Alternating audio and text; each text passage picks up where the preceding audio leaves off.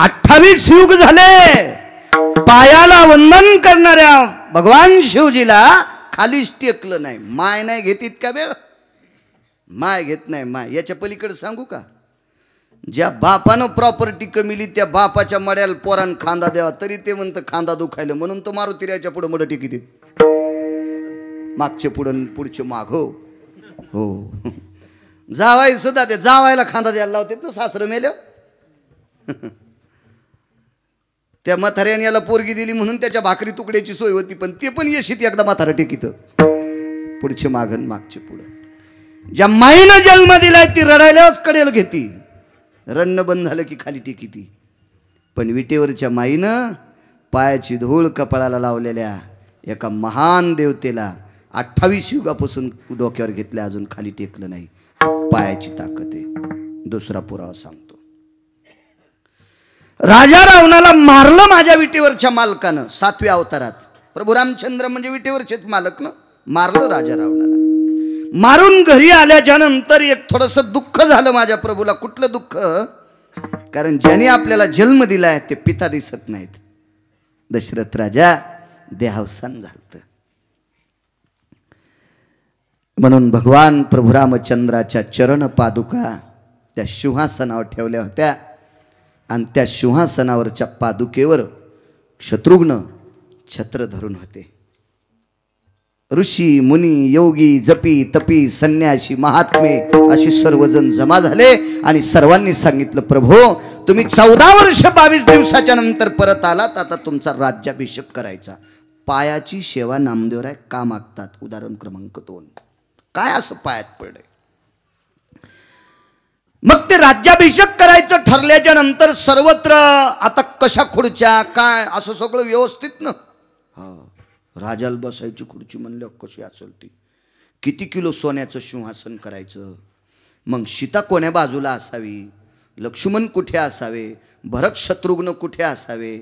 बऱ्याच रामायला सत्यनारायण करताना पण सीता कोणी कोण घ्यावं कळत नाही, ते आम्हाला सांगावं लागतं. ते सीता ऐकून बसे सुधरत नसते. लय लय रामा असेच आडमुटन.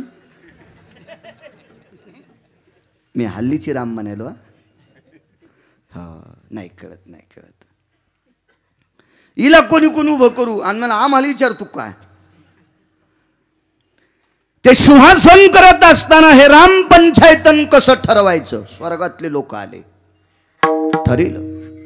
डाव्या हातानं काही मंत्री, उजव्या हातानं काही मंत्री, काही महामंत्री, काही सुमंत्री, काही प्रधान, काही उपप्रधान, काही भालदार, काही चोपदार, गुमास्ते, असे फार मोठं 197 लोकांचा राजदरबार होता. 197 असं एका पुराणात उल्लेख आला. मी मंच कशाला सांगू, जाईन ना जीभ फाटून. माग एकदा वाचिले पंढरपुरातल्या मालकानं, कशाला आगाव बोलायचं, जे ते खरं बोलायचं पुराणातलं. एखाद्याला नसन पटलं तर घी तिकडे कशाला धडक, जे ते सांगायचं पुराणातलं. एवढ्या लोकांचा 197 लोकांचा राजदरबार, काय सुंदर दरबार.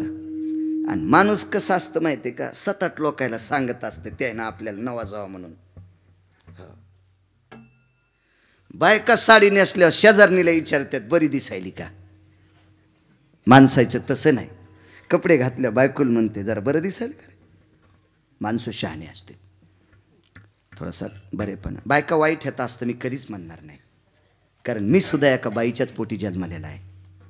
त्याच्यामुळे मी बायकांना वाईट कसं म्हणेल. या देशाची सर्वात मोठी श्रीमंती जडवड कोणती असेल तर देशाची स्त्री आहे. म्हणून वाईट नाही म्हणणार. ज्या चुका करतात त्या चुकलेल्याच असतील, पण देशाची जडवड श्रीमंती कोण असेल तर या देशाची स्त्री आहे. कारण रामप्रभू सुद्धा एका स्त्रीच्या पोटी जन्माला आले, ज्ञानोबा तुकोबराय सुद्धा एका स्त्रीच्या पोटी जन्माला आले, सद्गुरू भगवान बाबा सुद्धा एका स्त्रीच्या पोटी, वामन भाऊ सुद्धा, रयतेचे राजा छत्रपती शिवाजी महाराज सुद्धा या देशातल्या एका पवित्र स्त्रीच्या पोटी जन्माला आले. म्हणून नारी की निंदा मत करूया, निंदा नाही करणार, पण आचरणात वावरणारी स्त्री अधिकारी असती. आचरण सुटलेली अद्याप नाही, आचरणाच्या बाहेरच्यांचा काही विषय नाही. योग असा आला, माणूस हा धर्मपत्नीला नमूद करत असतो हे बरं आहे का. म्हणून रात्रीच्या 1 वाजता भगवान प्रभू रामचंद्राने सीताई साहेबांना सांगितलं, सीते जी प्रभू तो राज दरबार बघते का एकदा? तर त्या सीता होत्या. त्या म्हणल्या, प्रभू तुम्ही केल्याच्या नंतर काय ते असेल, काय वैभव असेल. नाही पण सीते चालणं बघायला कोणी आहे का दरबारात? कोण नाही, आता सर्वजण झोपलेले तर आपण एकदा दरबार बघून घेऊ. रात्रीच्या वेळेला, संध्याकाळच्या वेळेला ते 197 लोकांचा दरबार बघितला.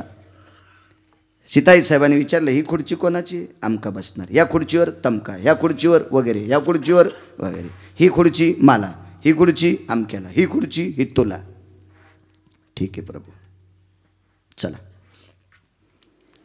भगवंतानं विचार केला, थोडा प्रसन्न झाली नाही सीता. मी नाही म्हणालो बरं, देव म्हणाले. सीता थोडी प्रसन्न नाही. विचारलं, सीते एक विचारू का? तुझी काही नाराजी आहे काही सभा पाहिल्याच्या नंतर? माझी नाराजी तुमच्या पुढं काय प्रभू, तुम्ही जे करताल ते पर्व काळ. पण एक विचारू का? देवा मला एक प्रसंग आठवला हो. सीताई साहेब म्हणतात बरं प्रभूला, देवा मी 13.5 वर्ष तुमच्यासोबत दगड उशाला घेऊन, गवत पाठीला घेऊन, दगड उशाला घेऊन राना वनात 13.5 वर्ष तुमच्यासोबत राहिले. एका पैशाचं दुःख झालं नाही हो देवा, कारण तुम्ही माझ्यासोबत होतात. पण देवा सांगू तुम्हाला, 6 महिने 22 दिवस अशोक राजा रावणाच्या अशोक वाटिकेत थांबले ना देवा, ते एक एक क्षण मला वर्षासारखं वाटत होता. एक वर्षासारखा एक एक क्षण. देवा काय दुःख वाटलं हो देवा, बेचैनी होती हो माझ्या अंतकरणात. मी तुमचं भजन करीत करीत करीत 6 महिने 22 दिवस शोक केला त्या झाडाखाली. देवा एवढा शोक केला मी प्रभू, ती जमीन इतकी शोकाकुल झाली की तितक्या भागामध्ये गवतच उगत नाही. इतकं मला दुःख वाटलं. पण एक सांगू मालक, मला त्या दुःखातून जर बाजूला कोणी काढलं असेल आणि तुमची भेट करून जर मला सुख कोणी दिलं असेल, तर तो जगातला 1 नंबरचा संन्यासी, त्याचं नाव मारुतीराय. सीते या वेळेला हनुमंताचा विषय सांगायची काय गरज होती? काय नाही प्रभू, जाऊ द्या, माझं कोणीकडे असू द्या, मला हनुमंतरायामुळं सुख प्राप्त झालं, मला तुमची भेट करून दिली. पण एक सांगू का प्रभू, तुम्ही जगाचे बाप आहात. ज्या वेळेला राजा रावणाने माझं हरण केलं, त्यावेळेला काही लोकांची बोट तुमच्याकडे सुद्धा होते. राम स्त्री सांभाळायच्या योग्यतेचा नाही. तुमच्याकडे सुद्धा काही दूषण होते प्रभू. या प्रापंचिक युगुंतीमध्ये जर तुम्हाला मुक्त केला असेल तर तो मारुतीराय, त्या हनुमंताची कृपा आहे आपल्यावर.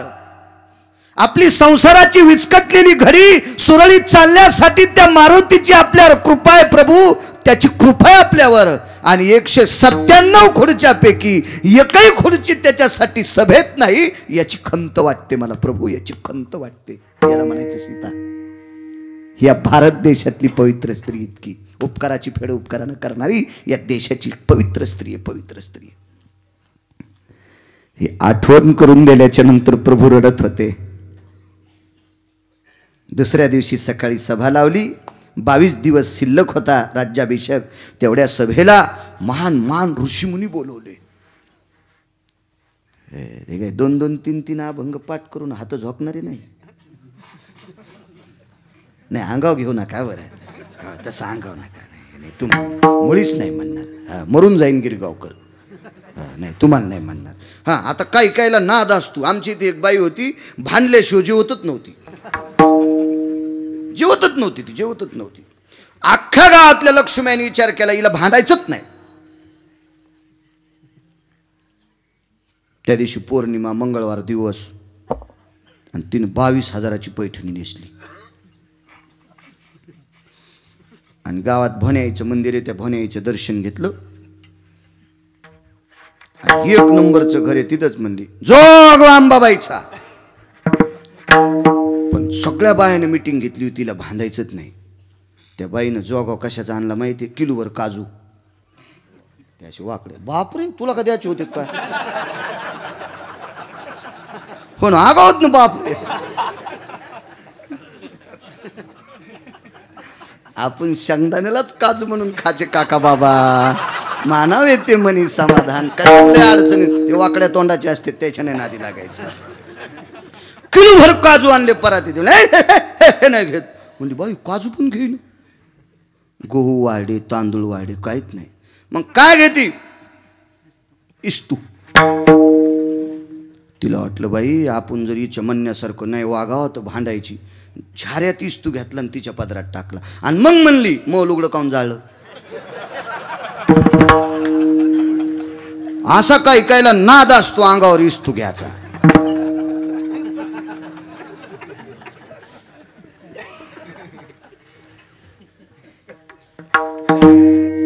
गणिजन माणसं सगळे गोड माणसं गोड गोड गोड. मंत्री महामंत्री मोठमोठाले सभेत आहेत. आता खुर्ची कोणती टाकायची मारुती राहायला म्हणून विश्वकर्मा देवाची कृपा असलेली काही माणसं आमंत्रित केली. म्हणजे त्यांना कलेची देवता म्हणते. विश्वकर्मा महाराज म्हणजे कलेची देवता. हो शक्यतो आमचे सुतार दादा पांचाळ दादा त्यांच्या दुकानात फोटो असतो. कारण सगळी कला सुताराला येत असते. लाकडाची बाहुली, लाकडाचे दरोजे, लाकडाचं सिंहासन, लाकडाचा पलंग, लाकडाची बाच, लाकडाचा पाळणा. आता पण पाळणा लग्नात म्हणत नात त्या हाताचाच पाळणा म्हणालीत मंगलाष्टक म्हणणार. तळ हाताचा पाळणा सुतारले आहेत रे महाराष्ट्रात. लय लय लय लय लय तेच पहा सध्या मंगलाष्टक तेच चालू येतं. हो दादा काय करायचं. ज्याला पटायले त्याला जमायले ना आपण काहून नाद घ्यायचा. चल द्या. ज्याचं लग्न राहिले त्याला एकच विनंती करतो तुम्हाला गिरगावकराची शपथ आहे. ज्याचं लग्न राहिले त्यानं काय लग्नात आगावपणा करायचा तर करा पण मंगलाष्टक मात्र सात्विकच म्हणू द्या. हो कारण संस्कृती आपल्या देशाची धर्मनीती आपल्या देशाची. आपल्या संस्कृतीतले मंगलाष्टक म्हणजे आशीर्वाद येत. आशीर्वाद आशीर्वाद तेच व्हायला पाहिजे. मी लय मुसलमानाची लग्न लावले म्हणजे तिथं काय अक्षिदा फेकायचं काम नसते. नुसतं जायचं आपलं. मला तर खाचत नाही. रुमाल झटकीला की निघला पाठ्या घरी. पण लोक प्रेमाने बोलित आओ बोले बाळू महाराज हमारे बच्चे की शादी है. हो मेरे पोरी का लगन है.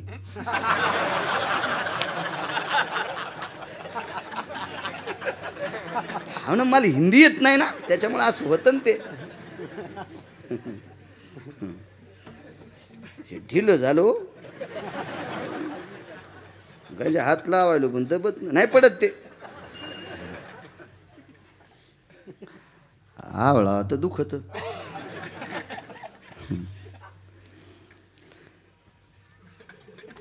पण सिमेंट कालिणाऱ्या मिस्त्रीपासून तर 10 कोटी असणाऱ्या श्रीमंत मुसलमानाच्या लग्नात नियम बदलीत नाहीत. नियम बदलीत नाहीत. आपल्याकडे जशी जशी पैसे वाढतील तसा तसा लग्नात धिंगाणा. मातीत घातली संस्कृती. मातीत मातीत मूर्खपणाचं टोक येते. नाही संस्कृती मोडायला पाहिजे. इथं उभ्या असलेल्या सर्व माझ्या ज्ञानोबाराय तुकोबारायच्या गुणीजनांना विनंती करतो भाऊ म्हणून विनंती करतो. लग्नात जर स्टेजवर तुम्ही भजन म्हणत असताल भगवान बुवा आणि भजन म्हणता म्हणता जर एखादा ढवळ्या कपड्यावाला आणि पुढचा म्हणला बंद करा तर म्हणायचं आमचा अभंग होऊस तर बंद करीत नाहीत. आमचा अभंग संपेपर्यंत बंद होणार नाही. नाही ते लगेच अभंग चालू असताना पहिलं थोगे काऊ कोकत आहे अभंग सुरू. मी त्या लग्नात आणि एक जण आला हा थांबा आदरणीय माननीय सन्माननीय वगैरे आले. त्याला एखादंच कळणं सोमळ्या आणि भजन बंद करून त्याचा सत्कार करायला तो या पोराचं पोरीचं सगळं धिरड वाजन ना धिरड. आणि ते लग्न करणाऱ्या कंटुल्याला अशी माणसं आले की ते लय गोड वाटतं. माळे जमले की पण मोहाळे लय झाडायचा नाश करते. ते ध्यानात जा हे आपला अपमान नाही हो द्याचा संप्रदायाचा. हो ज्ञानोबर आहे तुकोबर आहे किती मोठे आहेत हे सोडून द्या. आपली लायकी नाही त्याचं मोठे पण तपासायची. पण आपल्या पोटाच्या भाकरी आहेत इतकं तरी ध्यान ठेवलं पाहिजे. विठ्ठला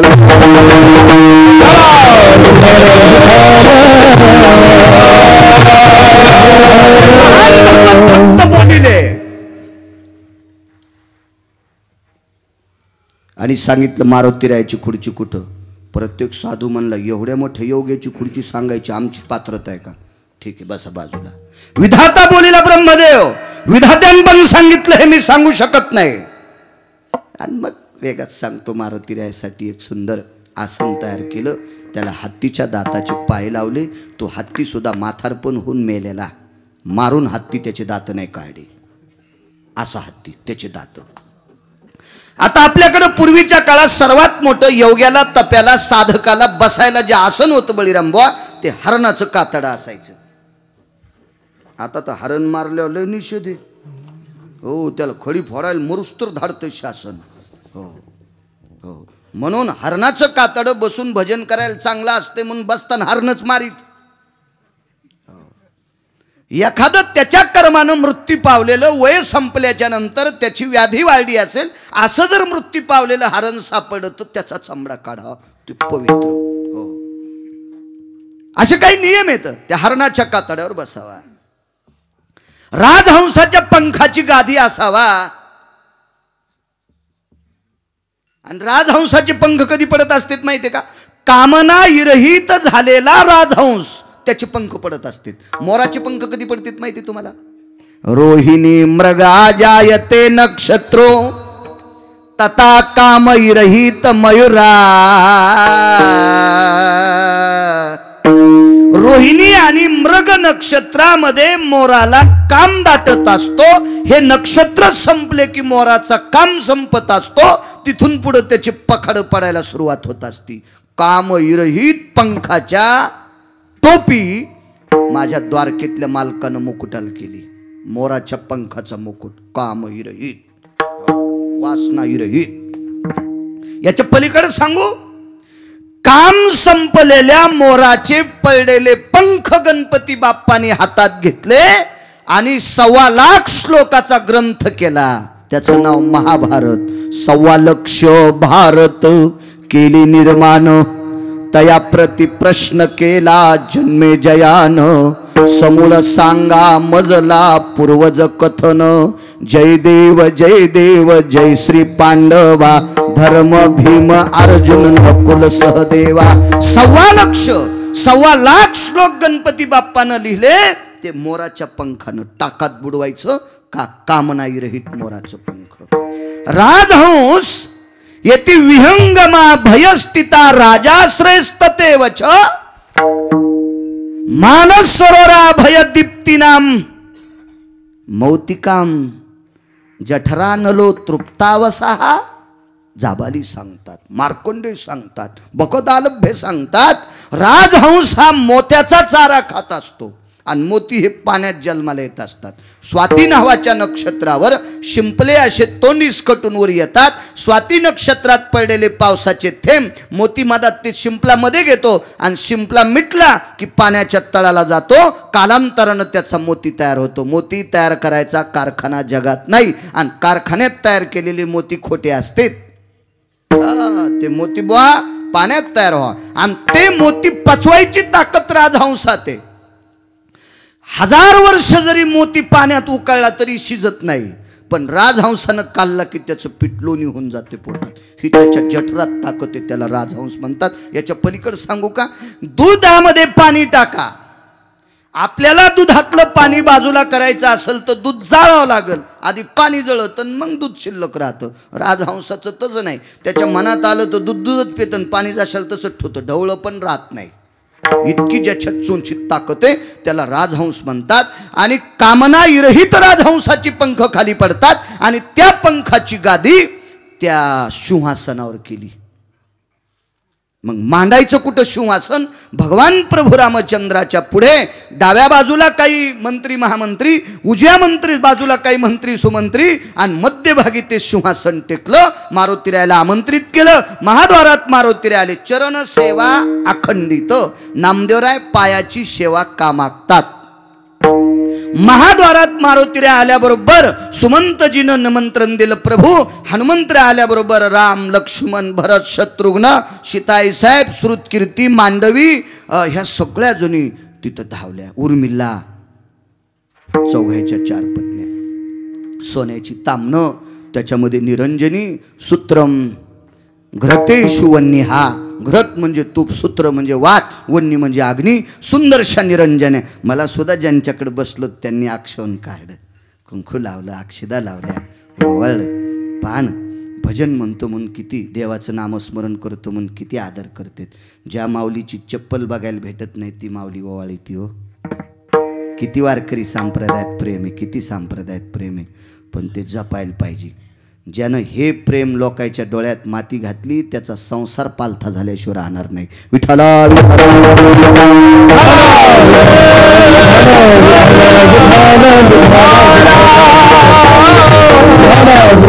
स्वतःही साहेब मारुतीरायाचे पाय धुण्यासाठी हातात सोन्याच्या तांब्यात पाणी घेतलं, पण मारुतीरायानं सुमंतजीला सांगितलं आई साहेबाच्या हाताने पाय नाही धुवायचे. ते मारुतीराय होते.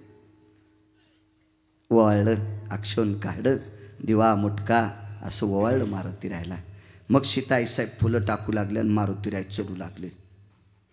मारुतीरायाचे डोळे भरून आले. अंजनी माते, काय तू पुण्य केलंस ग, त्या पुण्याईनं मी तुझ्या पोटी आलो. माय माझं तुझं पुण्य किती माझ्या पाठीमागे.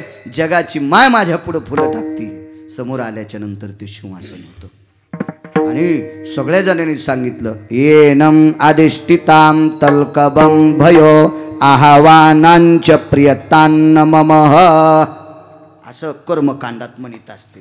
2-4 वर्ष कर्मकांड केला तर अभिषेक करत असताना आपांपतीम सप्तम आपांपती आह्वानांच प्रियतान्न मम पंचगंगाम आह्वानांच प्रियतान्न मम. ही आमच्या मंत्रात ती शक्ती असती. उग म्हणायचं असतं सप्तसागरम आह्वानांच प्रियतान्न मम. 7 समुद्राचं पाणी येत असतं का? पण देवही मान्य करतो त्या शब्दाला, मंत्राला. पंचगंगा आह्वानांच प्रियतान्न मम ते असतं. ते कर्मकांडात जो तो ज्याच्या त्याच्या भावनेनं जगाच्या मालकाला आळवीत असतो. हा संप्रदाय वेदप्रणीत संप्रदाय, हा संप्रदाय पुराणप्रणीत संप्रदाय, हा संप्रदाय शास्त्रप्रणीत संप्रदाय, हा संप्रदाय ऋषी मुनी वैष्णव यती योगी जपी तपी प्रणीत संप्रदाय. हा संप्रदाय कोणाच्या बापाची जहागिरी नाही. हा नियम या संप्रदायाचा. मग सर्वजणांनी विनंती केली आह्वानांच प्रियतान्न मम. आता याच्यावर तुम्ही बसा. स्थापयामी. मारुतीराय पाठीमागे सरकले. प्रभू रामचंद्रानं सुमंताला खुणवलं ते का बसत नाही. चरण सेवा अखंडिता का पाय मागितले, पायाची सेवा का मागितली. तर सुमंतजीने विचारलं मारुतीराय तुम्ही याच्यावर का बसत नाही. सांगतो म्हणे देवाला. भगवंताच्या लक्षात आलं आपल्याला काय बोलता येत नाही, शिते तू बोल. आईसाहेब जवळ आले. हनुमंता जी आम्हाला काय समजतोस तू. मारुतीराय म्हणले आईसाहेब मला पहिलं तुम्ही सांगा ना, तुम्ही मला काय समजितात. सीताईसाहेब म्हणले बेटा तुला मी मा मुलगा समजिते. आणि मारुतीराय म्हणले आईसाहेब तुम्ही मला मुलगा समजित होतात का न होतात मला काय माहीत नाही, पण मी तुम्हाला आई वडील समजितो. काय हुशार बुद्धिमतान वरिष्ठ. टोप मारुतीरायाचं मोठं राजो काय बुद्धिमतान वरिष्ठम. आणि मग सीताई साहेब म्हणले बापू आम्ही तुला मुलगा समजितो म्हणून आमच्या पुढं असावं आमची इच्छा आहे, पण तू आम्हाला मायबाप समजितो याचा पुरावा काय. छातीच फाळली. तुम्ही मला पुढं बसित असताना मान्य, पण मी तुम्हाला आईवडील समजितो ना म्हणून इथं बसिले. काय बोलायला ताकद होती तिचा. काय सीताई साहेबाकडे शब्द होता काहीच नाही.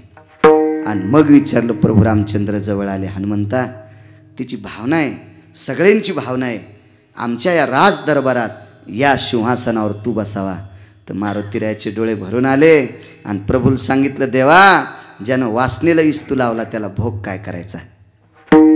हा ज्यानं वासनेला इस्तू लावला त्याला भोग काय करायचा. ज्यानं कामाला इस्तू लावला त्याला राजहंसाच्या पंखाची गादी काय करायची. देवा देवा अरे 4 बोटाची छाती बांधणाऱ्या माणसाला राजहंसाच्या पंखाच्या गादीवर कशाला झोपायचंय. या सगळ्या विकाराला सर्व भोगाला मी आग लावली. मग तू आमच्या सभेत असावा. बसतून देवा हे उचलून फेका. ते फेकून दिलं. त्याला तयार करायला काय काय लोक होते ते पुराण बघा. रामायण नका बघवा, दुसऱ्या पुराणात सापडते. रामायणात बघितल्यावर तुम्ही पुन्हा म्हणताल बाळ्या काही बोल तू. उगं बोट घालायची नाही कुठे, इचू निघत असते. दुसरं पुराण बघा. आता दुसरं कोणतं तुम्ही पहा ना, सगळं सांगायला मी गुत्त थोडंच घेतलंय. तुम्ही कामाला लागा जा ना थोडंसं. ते पुराण सांगते. ते पलंग काढून टाकला, ते काय शिवासन असेल ते साधन काढून टाकलं, दर्भाची चटई घेतली आणि भगवान प्रभू रामचंद्राच्या पायापुढे चटई टाकली.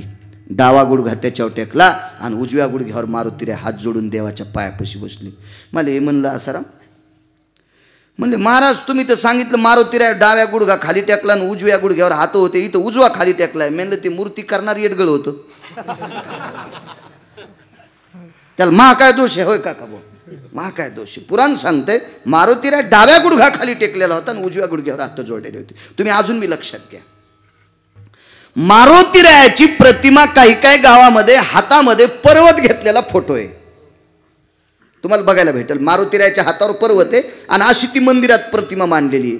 पण धर्म सिद्धांत असा सांगतो तो द्रोणागिरी पर्वत मारुतीरायाच्या कोण्या हातावर होता. हे मूर्ती कोरणाऱ्याला कळतं का? त्याच्यात हातोडान छेनीन इतकी मोठी तंबाखू तोंडात, ती मूर्ती टकिता टकितात पाचा पाचा थुकतो आणि त्याला इतकं ज्ञान असतं का कोण्या हातावर पर्वत घ्या. पण आपण संस्कृतीतले माणसं असावा, आपल्याला अक्कल असावा, कोण्या हातावर पर्वत असलेली मूर्ती घ्यावा याचं डोकं आपल्याला पाहिजे, आपल्याला पाहिजे. आणि लक्षात घ्या, स्वीकारणारी माणसार्धी पापी असतात. उदाहरणार्थ दारू पिणारा भजन्या जर पैसे देऊन बोलीला असेल तर गावकऱ्याच्या बोकंडीव त्याचं अर्ध पाप पडत असते. हा, चोरी करणारा जर श्रीमंतानं घरी लपिला असेल तर चोरी केल्याचं पाप अर्ध लपिणाऱ्याच्या बोकांडीवर पडत असते. चुकीची घडवलेली मूर्ती जर पैसे देऊन आपण विकत घेतली असेल तर त्या चुकीचं पाप पैसे देणाऱ्याच्या बोकांडीवर पडत असते. त्याला कारणीभूत आपण आहोत, आपण आहोत, आपण आहोत. डावा गुडघा खाली टेकला, उजव्या गुडघ्यावर असे हात जोडून मारुतीराय तिथे बसले. एक जण म्हणला नामदेवराय काय फायदा हो, काल परवाचे मंत्री महामंत्री सुमंत्री देवाच्या उजव्या हाताला डाव्या हाताला सोन्याच्या सिंहासनावर बसले, अख्खं जीवन भजन केलं मारुतीरायनं, एक रानातला पाला खाऊन भजन केलं, एका तिळा इतका पैशाचा स्वार्थ नाही आणि तो माणूस प्रभू रामचंद्राच्या पायापाशी बसला, फायदा काय झाला फायदा. मारुतीराय नामदेवराय म्हणले टपरे ऐक ना, काय फायदा जरशी दम धरणं, तू दमत निघून माणसायला, अरे दमनं जर दमनं काय फायदा आहे सांगू तुम्हाला. विश्व ज्याच्या ताब्यात आहे त्याला राम म्हणतात, विश्व ज्याच्या ताब्यात आहे त्याला राम म्हणतात. या राम प्रभूचे मंदिर नाहीत असे बरेच गाव आहेत, रामाचं मंदिर नाही असे लाखो गाव, लाख शब्द सुद्धा खोटा आहे, लाखो गाव आहेत की त्या गावात राम मंदिर नाही. पण असं गाव दाखवा तिथं मारुतीरायाचं मंदिर नाही. माझ्या विटेवरच्या मालकाने राम अवतारात सांगितलं माझं मंदिर नसलं तरी चालेल पण माझं भजन करणाऱ्या मारुतीरायाचं मंदिर असावा. याचा दुसरा सिद्धांत सांगू का, आपल्यात काही काही कांदे लय खराब, कांदे आडनावाची माणसं नाहीत बरं, आपल्यात बी काही काही लय अकलीचे कांदे. मी मारुतीरायाच्या पाया पडणारच नाही. प्रभू रामचंद्र म्हणले नको पडू, मेल्यावर टेकते त्याच्या पुढं. मड कुठं टिकीत असते जाता जाता टेकावत लागते, तिथे टेकावत लागते, टेकावत लागते. विचारलं भगवान प्रभू रामचंद्राला पंढरपुरातल्या मालकाला, देवा तुमचे मंदिर नाहीत असे गाव आहेत पण मारुतीरायाचं प्रत्येक गावात मंदिर आहे असं का. विटेवरच्या मालकाचे डोळे भरून आले. ते पायाजवळ बसलो होतं रे, आणि पायाजवळ बसलेल्या माणसाचा मी सन्मान करतो. दृष्टांत संपला. ए तो दया भय जायते सकलानां शुद्धिर्वृष्णिर गंगोदकानां पवित्रा भय जायते स्ततां गंगोदकं भय जायते. येन गंडकीनां येन भयोतित सर्वतीर्थानां राजाश्रय भव सर्वस्थितानां पुनित पापा भय जायते. सर्व पापाची शांती करणार सर्व तीर्थांचं तीर्थराज चंद्रभागा. शेवटची अगोदरची गंडकी, अशा 350 गंगा येतात. सर्व उपगंगा 350, पण मुख्य एक. मग या गंगेची निर्मिती कुठून झाली? ब्रह्मांडाच्या मालकाच्या पायाच्या अंगठ्यापासून, जगाच्या मालकाच्या चरणांगुष्ठापासून गंगेची निर्मिती झाली. अनंत पाप्याचं पाप धुण्याची ताकद जिच्यात आहे तिला गंगा म्हणतात. एक सोपा मुद्दा सांगतो, गंगा किती पवित्र आहे. आमच्याकडे माणूस जात राहिल्याच्या नंतर, त्याचा अंत्यविधी झाल्याच्या नंतर 3ऱ्या दिवशी 10व्या दिवशी ढालेगावच्या गंगेमध्ये, रामपुरीच्या गंगेमध्ये आष्टी टाकतात. थोडाफार आकडा चुकेल किंवा बरोबर येईल किंवा मिळता जुळता येईल. मला जसं कळतंय तसे आमच्या परिसरातले 50,000 लोक मेल्याच्या नंतर त्याचं राखुंड रामपुरीत टाकलं. जरा जोरा ज्याच्याकडे पैसे ते काशीला गेला असेल, हरिद्वारला गेला असेल, आता ते ज्याचा त्याचा भाग असतो, हो, पण तिथं टाकले. मग मी असंच एकदा एका 10व्याला गेलो. तिथं जवळचा व्यक्ती होता, कीर्तन नव्हतं म्हणे, या 10व्याला. ह्याला म्हणलं चल आपणही जाऊ, स्नान होतंय काय ताण नाही. गेलो तर आम्ही तिथं, तर स्नान करताना गंगा पाहत होतो मी, ती वाळवंट. हे म्हणलं काय बघायले? ते सोनं तोंडात घालतात ना लोक, याला असं वाटलंय सोनं पाहिलेत का नाही. मी म्हणलं आपल्या सोनं चौकून निघायलं, हे कशाला मसन वाट्यातलं धुंडायचं? त्याला तसं वाटलं. मग तुम्ही काय पाहलात? मी म्हणलं 50,000 लोक फुकल्याच्या नंतर त्याचं राखुंड या गंगेत टाकलंय. एखाद्याचं हाड बघायला गौसत का? तो तेजो भयो गंगोदकहा आस्तिम विलीन भयज्जायतो नैवाम द्रव्याभय तिथी अनिष्टो कृतुर कृतुर संगहा. याचा अर्थ असा आहे, जगातलं कुठलंही केमिकल इतकी दुरुस्ती करू शकत नाही, पण त्या गंगेच्या पाण्यात इतकी ताकद आहे. काय असती पैठणला पडल्या असत्याल, काय असती आळंदीला चक्रतीर्थात पडल्या असत्याल, किती असती चंद्रभागेत पडल्या असत्याल, किती असती गोदावरीच्या पात्रात पडल्या असत्याल, पण अजून कुठंच सापडत नाही. कुठंच ही त्या गंगेच्या पाण्यात ताकद आहे अस्थी विलीन करून घेण्याची. जगाच्या पाठीवर एकाच नालायकाच्या अस्थी इतक्या हलकट होत्या, त्या कोण्याच गंगेनं विरून घेतल्या नाही. त्याचं नाव होतं जरासंध्या. हो, त्याचं नाव जरासंध, पण मी त्याला जरासंध्याच म्हणतो. कंसाचा सासरा भागवतात वर्णन आलं. त्या हलकट होता. आस्ती आणि प्राप्ती नावाच्या 2 मुली होत्या. त्याला माझ्या विटेवरच्या मालकासोबत वैर केलं त्या हलकटानं, आणि भीमानं मला चिरलंय म्हणून त्याने आस्तीच विरत नव्हत्या. त्याच्या आस्तीच्या पुन्हा गोट्या केल्या आणि महाभारतात लुडो तयार झाला. लुडो आता काय हलकटायनं कोरोना जास्त वाढीलाय, लुडो खेळणार येणच मुंडक्यात मुंडकी घालून खेळू लागले. हो, ते असं बोट दाबलं की गोटी उडत होती. माझ्याकडे नाही म्हणा, पण अशा लोकांचं बघत असतो कधी मध्ये मी. हे दाखीत असतं मला संच मानावे ते मनी समाधान. काय करायचं आपल्याला? एक जण म्हणला मला रसच प्याचा. म्हणलं किती प्याचा? लिटरभर प्याचा. 20 एकर ऊस लावला, पाणीच नाही ना. म्हणलं 20 एकर कस काय लावला? म्हणला 1-2 लिटर वापुरता झाला बस झाला. अरे त्याला म्हणलं रूमने तू या रानात पाणी नाही, 20 एकर ऊस लावला, तो 50 रुपयाचा 5 गिलास येत होता ना रे, आहे का नाही? हे सगळे आपलेच आहेत ना. मोबाईल कशाला ताण घ्यायचा, खिसा फाडायची धन. विठाला विठाला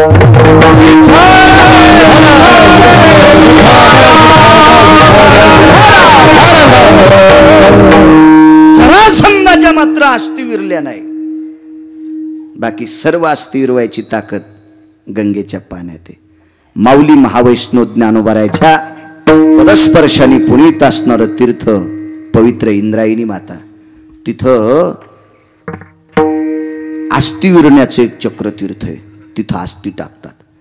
वरून टाकल्याच्या नंतर आस्ती काही वेळानं पाहिले की आस्ती विरून जातात. कशात ताकद आहे? गंगेच्या पाण्यात. आणि इतकं पवित्र पाणी कुठून जन्माला आलं माहिती आहे? भगवंताच्या चरणांगुष्ठातून.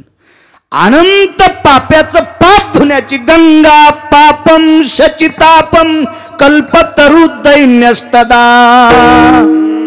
गंगा पापम, पाप शमन करण्याची ताकद गंगेते. नुसती गंगा गंगा जर म्हणलं तर सगळी पाप संपून दोष संपून जातात. ही गंगेच्या नावात इतकी ताकद, पाण्यात किती ताकद असेल कल्पना करा. याच्या पलीकडचा एक सिद्धांत होता. आपल्याकडे गंगा पूजन नावाचा विधी आहे. काही भागात त्या विधीला वेगळं स्वरूप आहे. चारोधाम केल्याच्या नंतर प्रत्येक तीर्थाचं आणलेलं तांब्याच्या बुटक्यातलं पाणी त्याचं पूजन करतात, ते गंगा पूजन वेगळं. पण आपल्याकडं माणूस जात राहिल्याच्या नंतर, तेरवी संपल्याच्या नंतर 6 महिन्यापर्यंत षण्मासो उदक शांती विधी, त्याचं नाव गंगा पूजन असतं.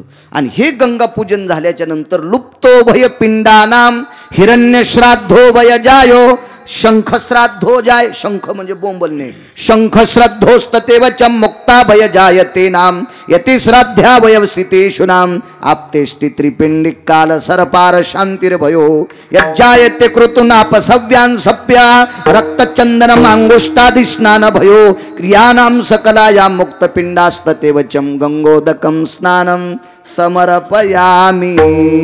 त्याच्याशिवाय पिंडाला शुद्धता नाही. म्हणजे या सगळ्या गोष्टी शुद्ध करण्याची ताकद गंगेत आहे. एवढी पर्वणी गंगेमध्ये की सीमा नाही, सीमा नाही, सीमा नाही. त्या पर्वणीवर गंगेमध्ये स्नान केलं की पापमुक्त होत असतात. पण अजून एक लक्षात घ्या, विज्ञानवादी माणसाने जास्त एक काढले. महाराज गंगेचं पाणी पवित्र आहे, तर मग मगरीला काऊन विमान आलं नाही?